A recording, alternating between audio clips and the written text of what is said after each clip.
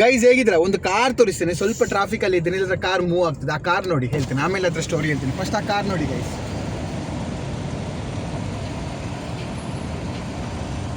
So guys car ನೋಡಿದ್ರಾ? So ಈ ಕಾರ್ನ ಬೆಲೆ ಇಂಡಿಯಾದಲ್ಲಿ 1.5 ಕೋಟಿ to 2 ಕೋಟಿ ಗೈಸ್. ಬಟ್ ಅದರಲ್ಲಿ ನೀವು ಇನ್ನೊಂದು ಅಬ್ಸರ್ವ್ ಮಾಡಿದ್ರಾ? ಆ ಕಾರಿದ ನಂಬರ್ ಬೆಲೆ ಮಿನಿಮಮ್ ಇಲ್ಲಿದು 1 million.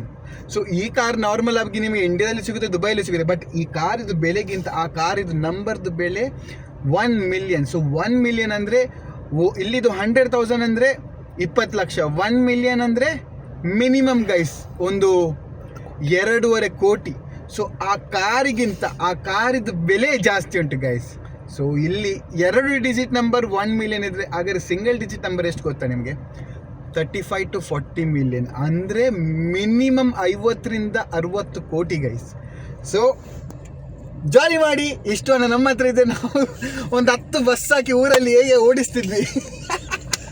So thank you. Like ಮಾಡಿ, ಫಾಲೋ ಮಾಡಿ, ಮತ್ತು ಏನಾದರೂ ಬೇಕಾದ್ರೆ ಮಾಡಿ.